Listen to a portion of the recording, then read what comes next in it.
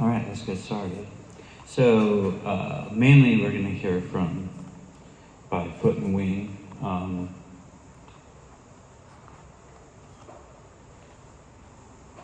I'll talk about the cover a little bit later.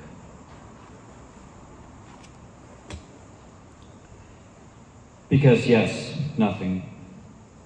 Because that land rolls out. Because there's a whole world. Because adventure is always poking the ribs. Because how much more is out there.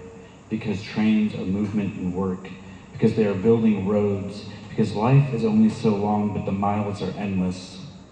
Yes, I inherited your wanderlust. Yes, I will go any way I can. Yes, if there's a circus, I am joining it. Yes, if there's a mystery, I'm diving into it. Yes, there are secrets to uncover everywhere. Yes, there are huge parts of this continent tattooed in my mind. Yes, black boots until I die. Nothing can stop us.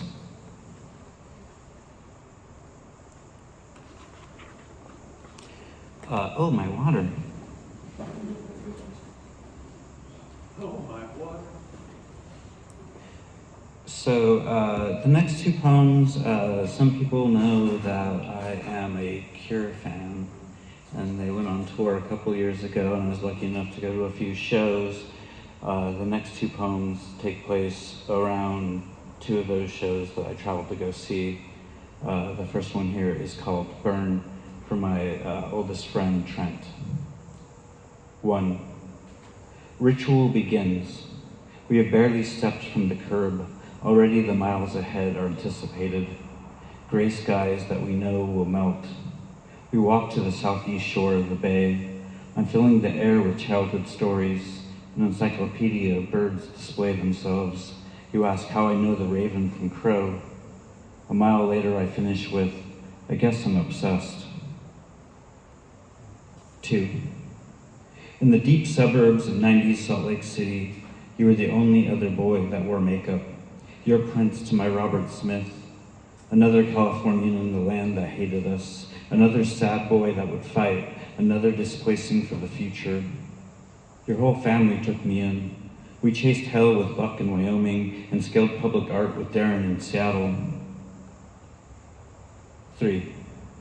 I say, they are much larger, and hear the different accent, then the crows are more social and urban. Now, days later, I'm giggling to myself. Trent is the raven to my crow. While looking for crows in mythology, I have to constantly shift out ravens because they are so closely related. 4. Grab some blankets and put the VHS in. It can't rain all the time. Rarely did we see Eric at peace. I was usually asleep during sick boy's demise. Light it up, light it up. Sleep was not possible before the rising snarl of paint in your face, the shadow smile. 5. When I first moved to Utah, I had these bone-painful dreams of palm trees. There weren't people to tell until there were, but the pain had become bone. I'm sure your shins grew the same. 6. Back at home, I required an entire day in bed. I nap and wake and try to remember everything. The trees outside my window bloom into hundreds of crows. Then I remember that solitary crow, hung sideways from the palm. Things are tying together. Watching the crows and the ravens sulk around San Diego Bay, you're off to Baltimore, and I'm back to Seattle in my Corvettes.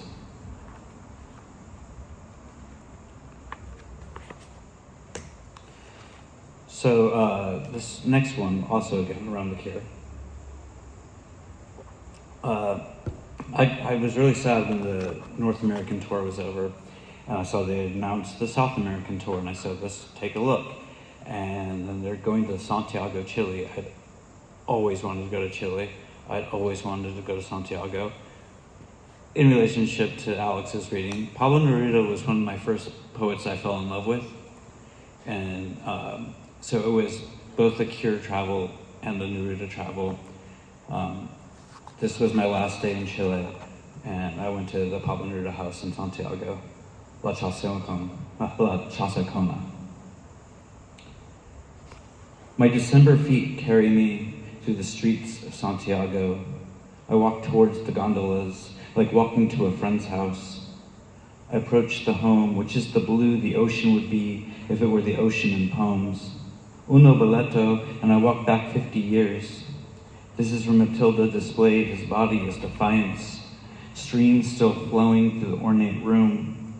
Today, there's restoration and photos are not allowed. There's a picture of the coffin in this room, fascist boot prints across ravished floors, mud and hate strewn as the poet's body lies above. That was a time for cameras. A short walk through the upper garden to the summer bar and library, a mosaic water feature, now dry and missing tiles. The audio guide laments the loss of view, upward motion of cities, and the poisoning of air. I stumble into neighborhoods of barred windows. Finding a bar, we never see gringos here. To the east, fire season has begun. I leave Chile as a smear of smoke.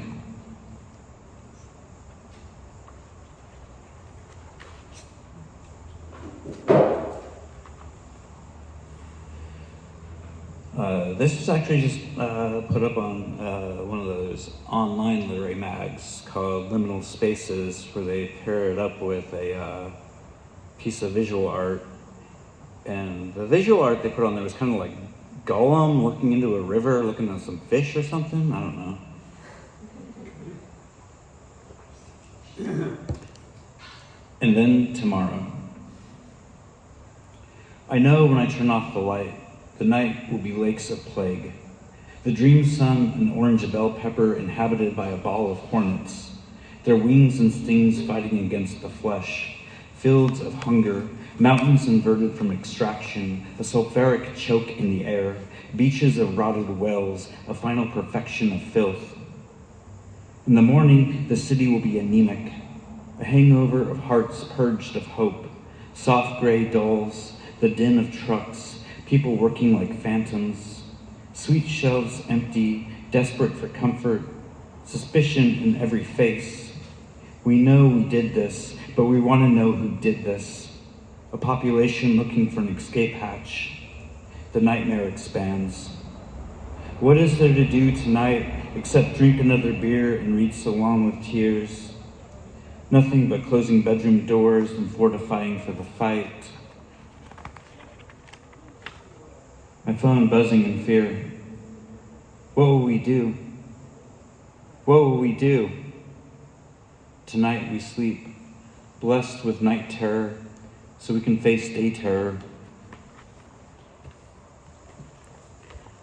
We're kind of gonna horseshoe this thing. So again, the majority of it's gonna come from here, but we're gonna read a little bit from everywhere.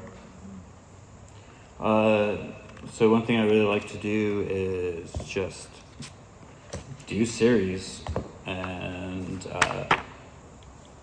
try to compile those. So this is part of a series in the Beneath the Ashes of My Grandfather in My Youth. This is from the grandfather part when my grandfather died in 2015. Funeral bus. On the bus 12 hours, driving across southern Idaho, soon with the morning, we come from all directions, desert and forest converge on Pocatello. The last time I made this trip, it was by small plane for Grandma's funeral. On the way home, I almost died. The last time I saw this much family was your 90th birthday. Usually, death brings us together. The last time I saw you, you asked me for a Gump impression. It broke our hearts when I said I don't do that anymore. What I still do is honor the road in my veins. I will do an impression for you. See how my eyes mimic the changing landscape? I will sing songs of small towns and just passing through. Everywhere I go, I'm not from around here. I will write praise to your pull-over pee maneuver, popping the hood to check the engine, simple plot to urinate on the desert highway. These are the traits of a roadmaster. On the bus 12 hours, nearing the place of family, a place so many stories start, the years and births keep on. the place that stories end.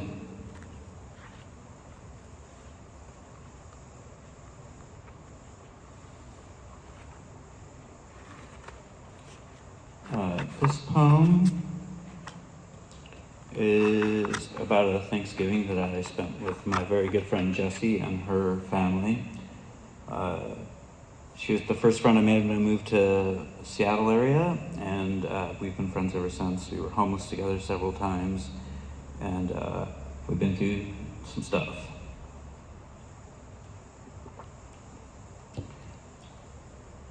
Thanksgiving with the family that took me in. Helping a teenager write an essay, describing people hundreds of years dead, but using her words to do it. We talk of tea and taxes. We talk of thesis and support. A wild family swirls around us as we do the serious work. We don't talk about my daughter. We keep silent about the times when they were both small and hiding in my arms, terrified of the scene of the cartoon dog that went to hell. In the kitchen, the mothers prepare the feast, working in a fog of laughter. Out front, uncle and little brother kick the soccer ball around. Sitting with Grace, I'm not full of loss. I save my grief for home. I'm where I should be, even if I always carry a wound. Later, there will be beer and talk of villainy. Later, I will sit on my bed and stare at my empty hands. For these few hours, I'm family like the mutt I found when I was 6 was family before I took him to school, and all the authorities said the dog was no kin to me and took him away.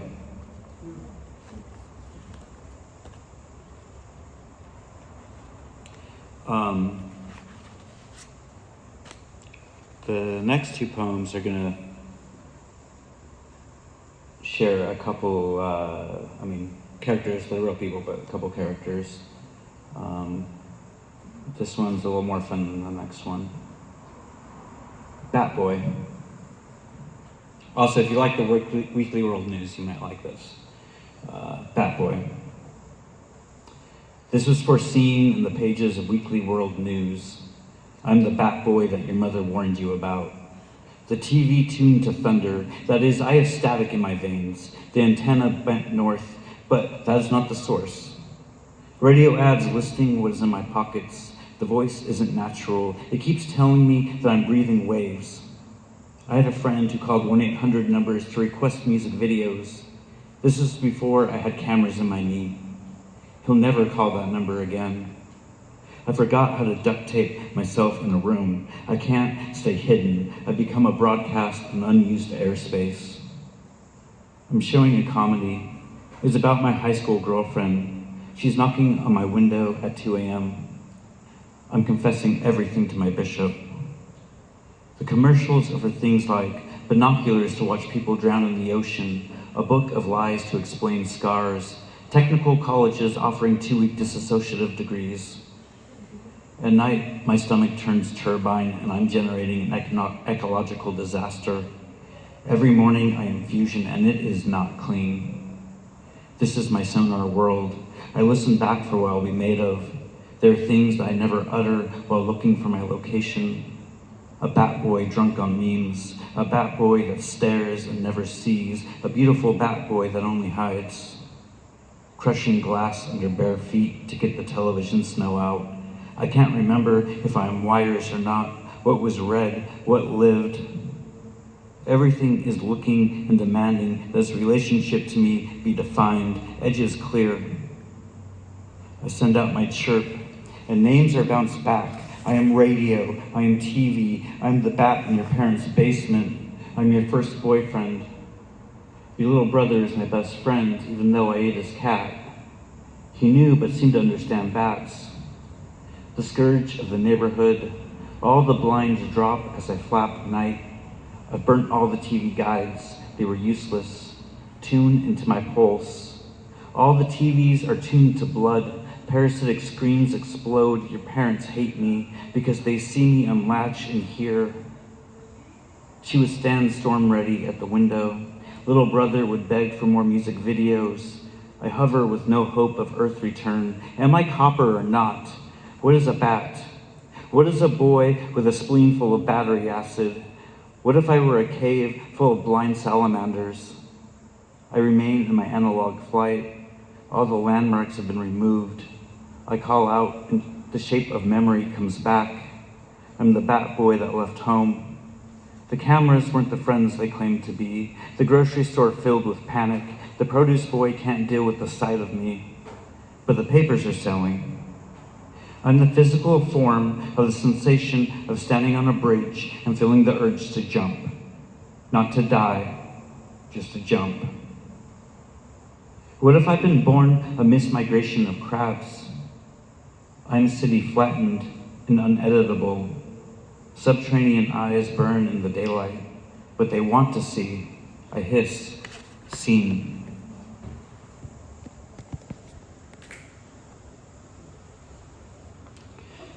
So as the summer came to an end, I received a text message from my mother that was pretty devastating about my high school girlfriend. She took her life this summer, and it was excruciating. And I had to really sit with it and figure out why the pain was as bad as it was. And the lucky thing is that I write poems, so I had an avenue to work through some of it. So this is an empty window for Amber. There was a hope inside that I was unaware of. When the text came in, suicide. The unseen dream was ripped from me and laid in your grave. People ask when the last time we spoke was. The impact sounds hollow when I say, it's been about 10 years. They can't see your footprints in the snow from your basement bedroom to my subterranean teenage disaster. They can't hear you knock on the glass, can't feel the rush of Utah winter, can't feel the pressure of forbidden embrace. Young Mormons learning about their bodies, all the piety and restraint melting under the truth of your slender fingers, the glow of your blonde hair, the summer of your blue eyes, the revelation of your skin. 30 years ago we began. Your family could not tolerate the difference of our ages. Your 18 to my 15. Maybe they just despised me. Your brother trying to fight me in a subway parking lot. Your father looking at me with disdain. Jeremy, you're just like a dog trying to catch a car. I close my eyes and see us kissing after the football game. I didn't play, but still you came to see me on the sidelines. Our sadness matched perfectly in the 90s. The warmest melancholy, remembering you wrapped in a blanket, staring out the window at storm clouds rolling over the valley. No one knows the feeling of the blades I drug through myself for you, the crude A carved in my shoulder to keep you in me. Losing you was losing my religion. All the neighbors lamenting, what happened to that boy? He breathed poems into me. All the hours of wasted youth trying to learn the correct assembly of lines that could make my hunger palpable. You were a voice wrapping around my ribs. You were eternity. You made explicit that Salt Lake is no place for a clump of nerves like me. My love made me homeless in San Francisco. If this were a movie, one scene would ruin people. Early summer before dawn, we are completely broken. I stand in my parents' driveway, eyes trained on your parents' house. You're packing your last bags, off to your next filled love. Catching sight of me, you cross the lawn. We embrace, torrential tears pull at our feet, wordless we hold. Final. Then you put your hand to my chest and vanish. You married and I married. I divorced and you divorced. You had a son and me a daughter. Now neither of them have us. The last time we talked, you apologized. I played it cool. We were kids. I hope you're happy now. We were so miserable. I should have said so. Now we are just shadows. Now that you are dead, I have to figure out how to be over you.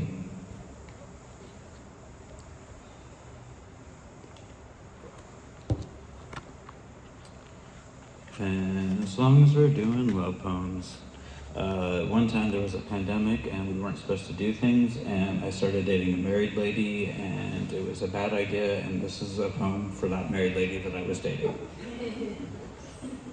Beyond the Breakers for Carmel. A suggestion of ocean, then a landlock. How many waves to look at? How many platforms of floating boxes, dreams of drives, Montana dates, uncertain footing, canyons at night, empty boxes, begging words.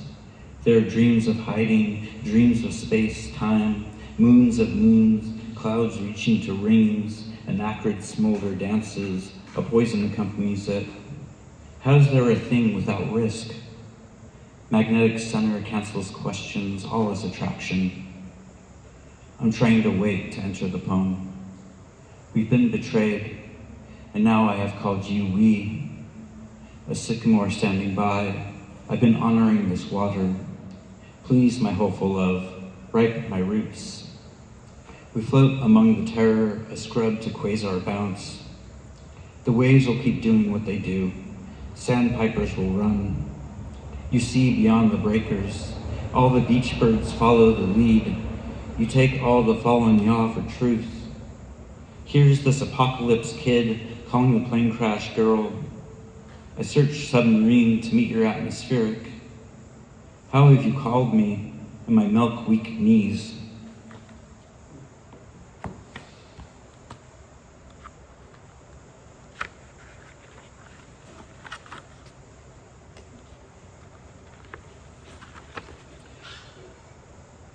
Chipmunk. I'm greedily myself and hoard all this blood in my vault of skin, pinning everything in the shadow box of my mind. I push the blade of my body down sidewalks and through cafe doors. Everything is cut by my glance. I slice myself out of everything and then go slashing things apart with names and boundaries. Even those that I love aren't safe from the violence of language. I say with force, I adore you. You are alone. More so, you are alone in my aloneness. Like a despot, I go on writing love poems, condemning the parts that I've already slashed from the whole. When the chipmunk stores the nut, it does so without name. It's like nothing happened at all. The blade of me has done its work. I've pinned down the rodent and its cash. So again, I like to do those series things. In this book, I have a series of Terminator poems from the first 4 Terminator movies. This is from the first Terminator movie, and the poem is called Tech Noir. The woman in the booth demands $4.50 to enter the chain link maze. It winds slowly into a mass of people, trance-swaying and head-bobbing. There is a square, bodies pressed together under red lights, searching the scene like an eye, looking for a heartbeat. The sound is incredible. Bass smashes skulls like boots. At the edge of the crowd, he stalks potential prey. They all pay the cover, packing down sharp corners, gripping drinks, looking for friends, looking to make this the night. This is the place whose name makes its own fate, with light and shadow, with wire and skin. One night, an unknown number of unknown people went to sleep with each other. They are dreaming under the red eyes.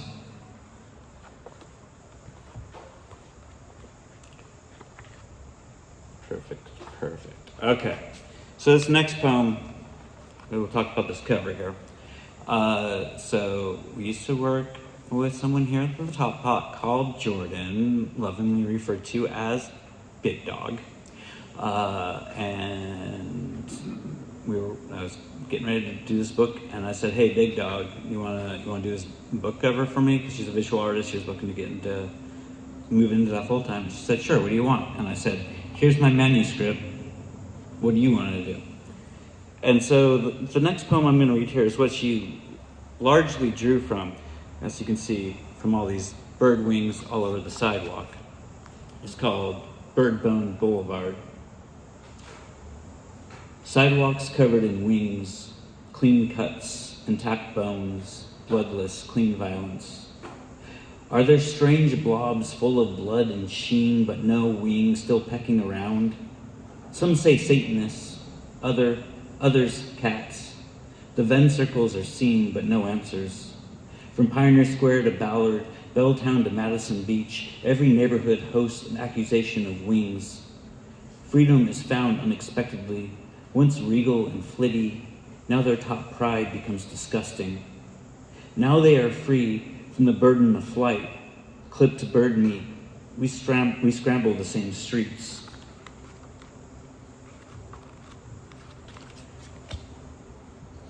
So in this one, I have a series of poems. You remember when they started finding all those feet washing up out of the sound? So I wrote about pretty much every single foot, and I researched them all. This one is where they were able to determine that they found the second foot from the same person. So this is the second foot. So there's some background information like this person was in a psych ward and there was a suicide, but this is when they found her second foot. A known woman's left foot. She finally got out, set foot in another town. This could have saved her. If she'd been out of the shadow of the Tower of Woodland, if she could have never seen the prison again, her body out searching, right went south, left went north. She is still dead. Everything that drove her to the bridge is gone. The rest of us are here. We go beachcombing. I'm always looking for the decay of a fly-ridden sea lion. Those shores are not safe. There is death on the sand. The water is a shock of frigid. For almost 5 years, this part of her has been acclimating, bones becoming river. She says that all suicides belong to the water. Take your life to the tide. This is the offering, saying, do to this thing what you would like. All right, I got one more. Thanks everyone again for coming out.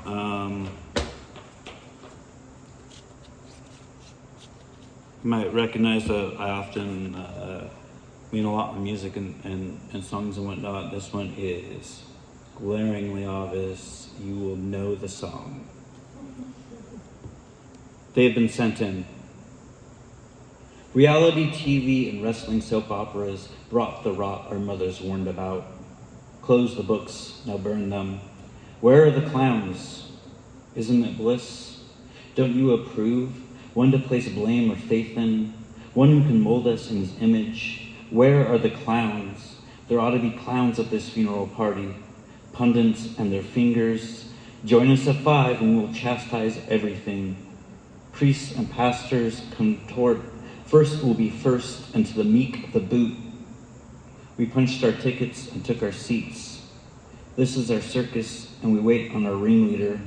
We have an oligarch geek. We have the fork-tongued lizard man. But where are the clowns? Send in the clowns. Don't bother. They're here. Isn't it rich? A confusion of laughter leads us to the gallows. But where are the clowns?